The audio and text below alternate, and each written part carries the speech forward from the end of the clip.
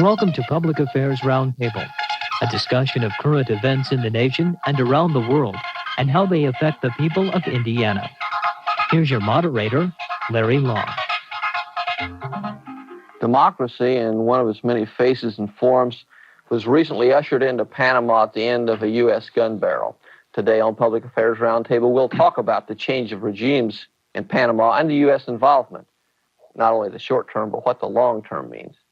Our panelists are John Rouse, a producer and a member of Ball State's Political Science Department, Calvin Berlin, who's assistant to the Dean for International Programs in the College of Business, and also retired from U.S. Foreign Service, having spent many years in Latin America, Sid Guillen, chairman of the Department of Foreign Languages at Anderson University, and Tom Sargent, professor emeritus in Ball State's Political Science Department.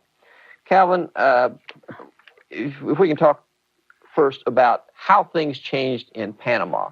Was Noriega on his way out anyway, or in fact, would Noriega have been there for many, many years to come? What's your opinion?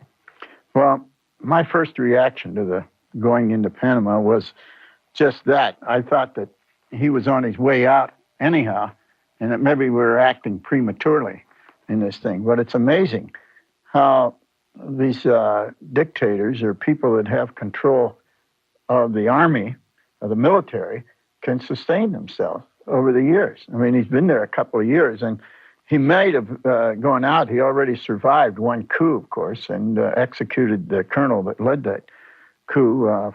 That's only 3 or 4 months ago.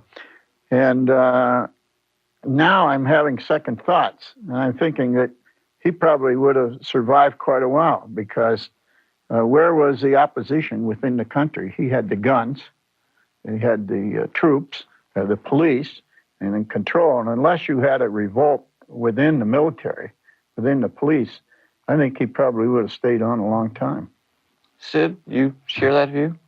I think so. I was of the opinion before that only the Panamanian people should take care of Noriega. But it became quite evident that the control that he had through the Panamanian Defense Forces was so absolute that he could do away with an election where obviously the people spoke, and it didn't matter to him. He whipped the candidates right there in public view of the world. He was absolutely ruthless and just out of touch with reality, with the reality of today, where that kind of caudillo that could whip people into obedience no longer fits. So he would have hung on there and would have created a far more desperate situation for the Panamanian people. Deploring such actions as we saw in Noriega is one thing, Tom. Sending in troops is another. Did George Bush do what had to be done? Oh, I think probably did do what had to be done, but there are going to be a lot of costs to that. Yes. And both short-term and long-term. Short-term, of course, with the casualties, the deaths, both American and Panamanian. But also the long-term costs. We have not exactly reaped a harvest of congratulatory cables from around the world with regard to this action. And that maybe one doesn't need to take that too seriously, but the fact of the matter is that intervention in Latin American countries is a long-term historical problem for the United States. And we've done it before, and I don't think I'll reveal anything exciting when I say that we'll probably do it again. But it is a very difficult and dangerous thing and serious thing, perhaps most importantly, for the United States to undertake. My feeling is that it had to be done, but nonetheless, we'll pay those costs in the long run. Seems to have been, anyway, politically popular domestically, anyway. George Bush doesn't seem to be catching any flack from Congress or the American people over such a bold action, John. Yeah, I think that George Bush was up against the image of being a wimp, and he has now proven to the American people, especially to the Panamanians, that he is not a wimp. I think the issue of war, of course, is politics by all the means, and this country, meaning America, is an imperialistic country. That may touch upon the sensitivities of some of you who are listening to this program, watching this program. But America, especially when it comes to Central America and also Latin America, has been a definite imperialistic country. Now, there are several kinds of imperialism. There's, first of all, economic imperialism. There's cultural imperialism, Coca-Cola, for example, or blue jeans, or something of that sort. And so what this was, the thing I'm trying to say is that this was just another step. This was violence politics, so to speak.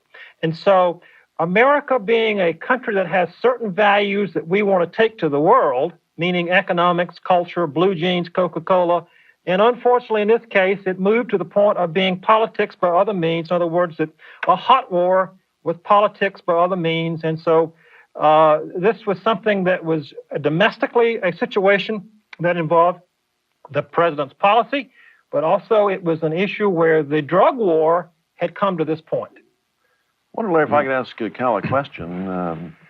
I'd be interested in your views on this. I wonder if you think that the killing of the American officer, about 10 days ago, and the mistreatment of the American naval officer and his wife, based on your experiences, was sort of the trigger which set off this whole thing, and that if Noriega, in fact, had not done that, or had not permitted it to be done, that, in fact, he might still be running the show in Panama. Well, I think that was maybe the incident, but the United States, has had contingency plans for a long time, to go into Panama under certain scenarios. And I think I think we're ready to go.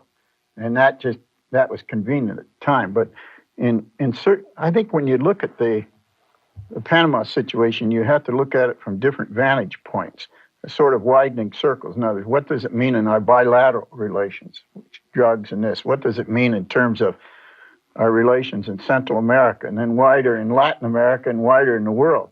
And in one sense, starting on the world side, I think it took a back seat because of what was happening in Eastern Europe and Romania. So the focus wasn't there. Sure, we had, this was deplored by just about everybody around the world except Margaret Thatcher, but who we supported, of course, and into the Falkland of Venus. But in terms of our relationship with Panama in the lower circle is, I think we have to realize that Panama is unique. In other words, we do have forces down. It's not like any other place in Latin America. We have forces stationed there, maybe 15,000 at any one time. We do have a right to be in the canal zone, at least until the end of this century. And, of course, Noriega was talk about interfering in internal affairs. This is what caused, at first, I deplore going in with force, too. I like the diplomacy rather than the other means, as you said, John. But I'm coming around to the view, the more I read and the more I hear, that Noriega didn't have the national support. That was something else. He wasn't a leader of the people, you might say. He was a leader of a clique and people that were benefiting from him in the military.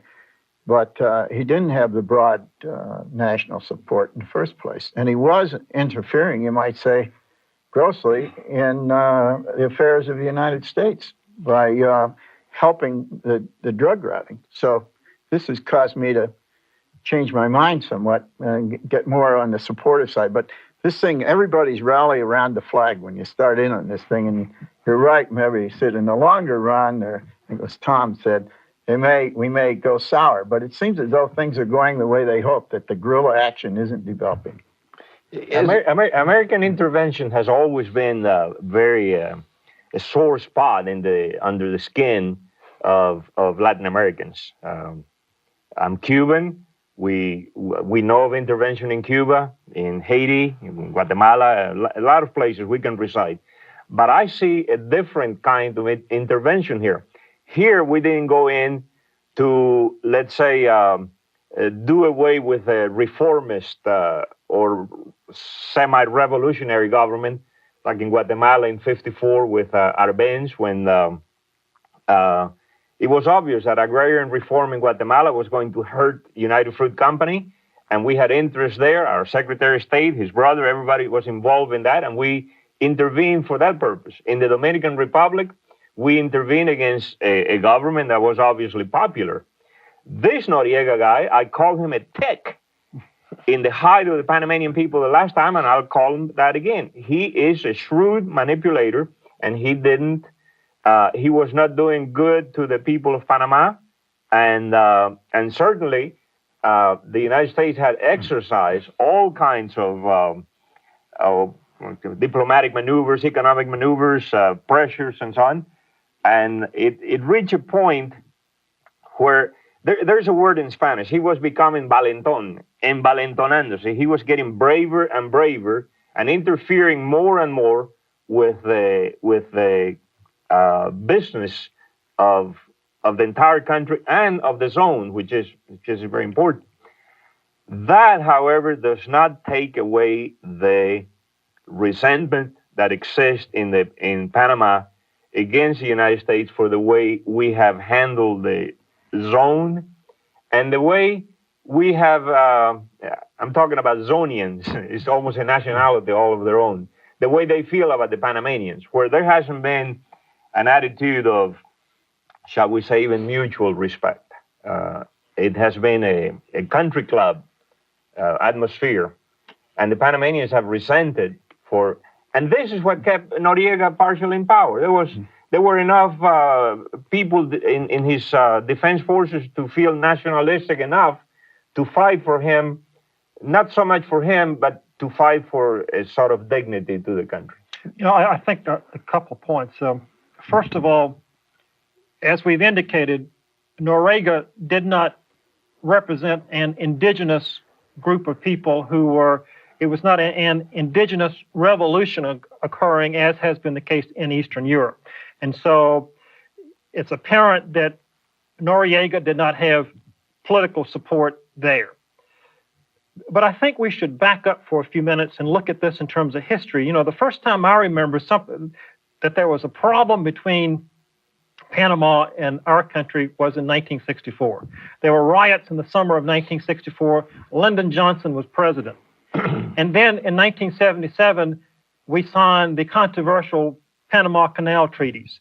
And the question was this canal really the American canal in Panama? I mean, that would be the conservative point of view. So we have to look at the history of this. And then in 1982, 1981, there was the signature in terms of the Panama Canal treaties. And of course, the leader of Panama was killed at that time in a plane crash. And so what you have not had, as we've discussed previously on this program, is the institutionalization of democratic institutions. So we deal with personalities. We don't deal with institutions in Panama. Given this, where does this leave us in terms of policy for the future, looking towards 1999? Where it leads us is we're going to have to spend a lot of time and money helping the Panamanian economy to revive. Panama actually had a negative 12% growth last year, or in 88.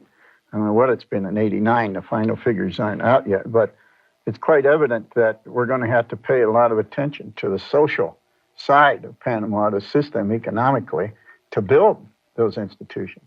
And you can't do it just by training a few people, because most of the people, the leaders in the defense force, were trained in the United States. In fact, one of them that's now in Florida in custody, Del Cid, the colonel that surrendered his 2,000 troops that might have provided the guerrilla tactics in the mountains, is now in Florida, and he actually taught a course in our counterinsurgency program at Fort Benning, Georgia. So he was actually a teacher of people that we were bringing in from various parts of Central America to teach them how to cope with guerrilla warfare and so forth. So here, and we have other people on the defense. They were the biggest beneficiary of training for the police of any country in Latin America, trained in the United States. So you can't do it just by people at the top. It has to, you're right, we have to do something. Maybe we need a Marshall Plan for Latin America or for Panama or something. We need a special effort. And we can't, and as you know, Sid, in Latin America, usually takes a back seat to the EEC or the Far East, the Pacific Rim. That's right. And people don't even know where certain countries are located in Latin America, and yet there's 150 million Brazilians. They don't even know they speak Portuguese there. So Latin America feels that neglect in our foreign policy. They've always taken a back seat to Europe and Asia. Well, there's a little contradiction, though, isn't there? In the one sense, Latin Americans may feel neglected, and I've heard that and I understand it. On the other hand, if we do lavish very much attention on them, then they get very nervous about, well, you're intervening, you're involving yourself in our affairs. There are ways of doing it. Yes, there are ways and there are ways. I hope that the words that I'm going to use will not make anybody nervous, but I'm going to talk about wealth distribution. That's one of the problems in Latin America. And when we deal in, let us say, in foreign aid, the refreshment that never pauses, it seems, we have to deal with the government. Much of the money is dissipated. Corruption is rampant in our countries. It was so in Panama. I hope that if we do work this mini Marshall Plan, whatever it is that we will do for Panama, and I am sure that we will distribute wealth in terms of schools, health services, roads, agriculture, things that will help at the grassroots level, the common people, and not just simply help at the big level with big projects. We're great in sponsoring big projects, but we need to get back to the sponsoring of small projects. I hope that we will do that in Panama. And I also hope, for goodness sake, that we will not organize another National Guard. We have a history of organizing National Guards all over Central America that later on turn out to be the dominant. Well, the Defense Force has been disbanded, I understand, and a new, much smaller scale police force has been set up. I hope that is a harbinger of what you're... Take Costa Rica as an example. In 1948, they did away with their army. They have a national police force that is sufficient for the country, and they have been able to reduce. Well, their military budget is minimal. Of course, we do special things for Costa Rica that we don't do for any other Central American country. If I can respond, that word that was used in the Vietnam crisis or the continuing Vietnam crisis was the issue of pacification. It's as if, Cal, you're talking about the pacification of the countryside or the city side. In terms of the Marshall Plan for Panama, our country is in a position where our deficit is so bad, and we will not allocate money for Eastern Europe or for Panama. A third point, I think, in terms of Tom's point, is that unfortunately in third world countries like Panama, the expertise, the knowledge, the skills comes with the military, not in the private sector. So you do not have a private sector that is generating skills and knowledge and expertise. It's with the government, and oftentimes it's with the military. So if you look at those constraints, the issue of the challenge to pacify the people of Panama, the fact that the American people do not feel pushed to encourage their politicians to vote monies either for Eastern Europe or for Panama, and the domestic problem within Panama that the expertise has been in the military. How do you get the expertise, for example, Sid, from the military into a dynamic private sector that is going to develop in Panama?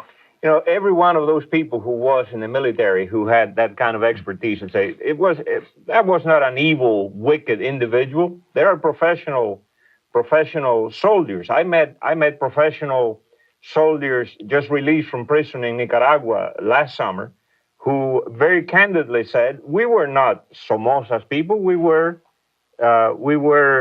members of the armed forces. I think that many of those people can be employed, used, but take away from the military that absolute power that they have in Central America. Like in Honduras, for example, where if you get an appointment to see the president of Honduras from the president, that is fine, but then you have to get permission also from the military, approval to see the president of Honduras. In other words, the military is entrenched here and is controlling. We must not let that to develop in Panama. But I would be in favor of using engineers or doctors or whatever there were in the Panamanian armed forces, use them in a civilian situation. But Panama might be a good place for us to work because there are only 2.5 million people there. It's about 2/3 the size of Indiana, and we have a long ties there, institutional ties and so forth. So it may well be, if we can't do something there, how can we do something other places? Cal, this is the first time you've been on this program, but always in the course of this program, I am always asking the question, what does any of this have anything to say in terms of Hoosiers or the people of Indiana? Does this particular activity in terms of the, quote, invasion of Panama have anything special to say for Hoosiers? Well, our agricultural products are shipped through the canal to the Far East. They go down to Mississippi or cross through the Caribbean and through Panama and so forth. But aside from that, we have institutions here. I'm sure there are Panamanian students at Indiana University, might be some at Ball State, I don't know that. But we do have institutions that can assist Panama in developing the infrastructures that we're talking about right here in Indiana. Well, if you talk about that issue, the fact that the supreme price of patriotism has been those 25 lives that have been given for this mission, and the fact that we as Americans do not have to make any contribution to national service. Within our National Congress right today, there's the issue of the national service.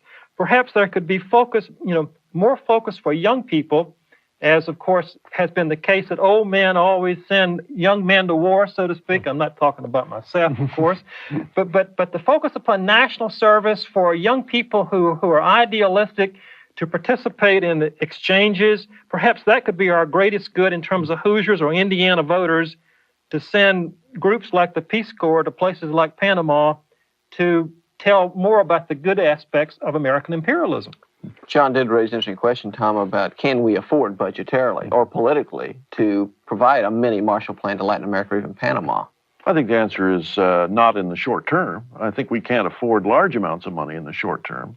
We can pledge fairly substantial amounts over an extended period of time, and indeed, one could ask the question whether or not any country, particularly one like Panama, is ready for large infusions of capital.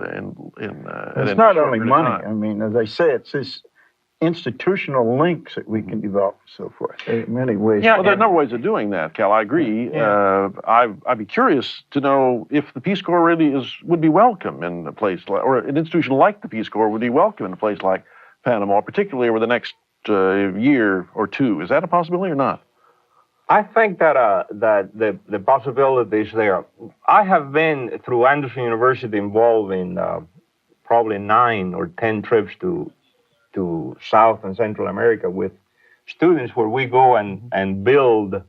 We went and did rebuilding after the Guatemalan earthquake 2 years in a row.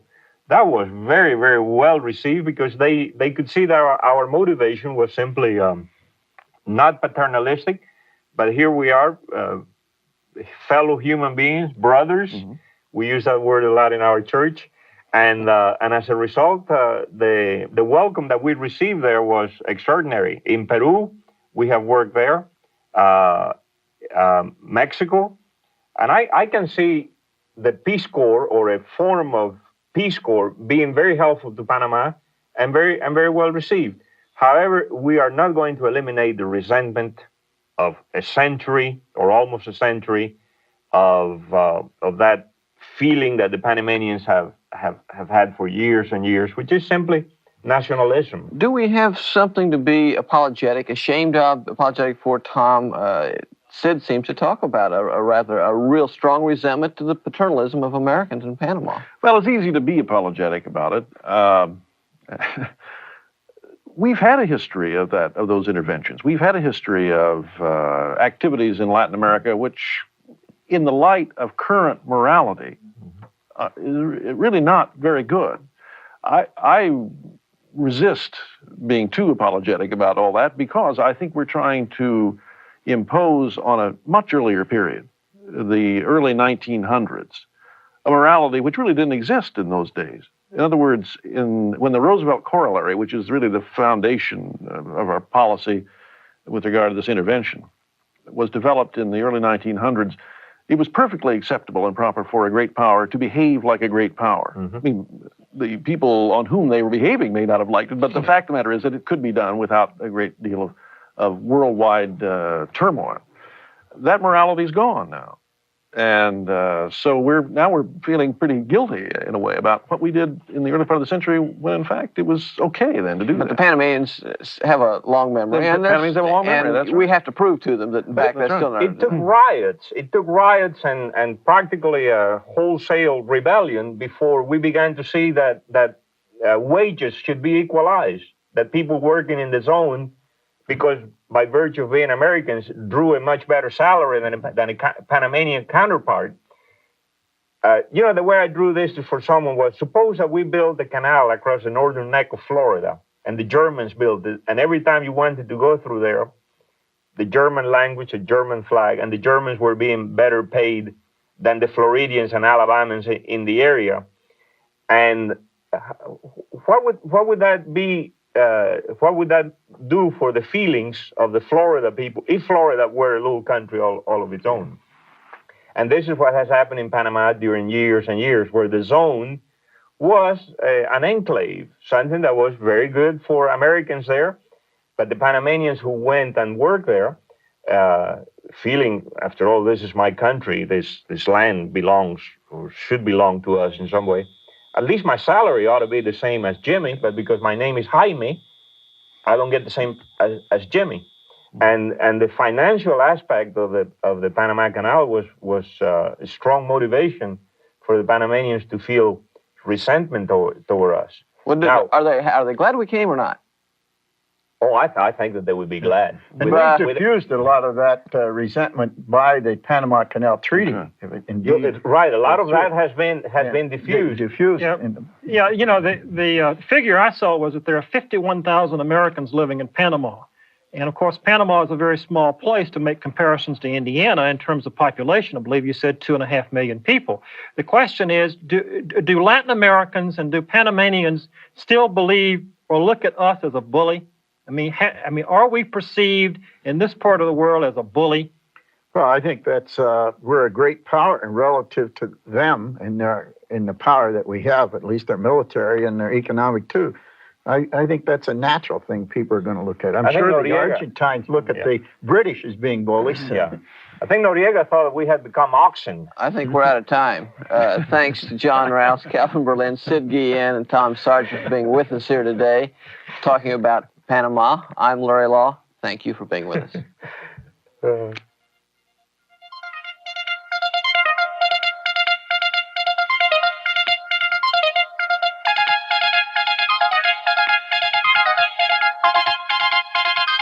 Public Affairs Roundtable is produced in the studios of WIPB Channel 49 on the campus of Ball State University. The producer is John Rouse. Listener comments are welcome.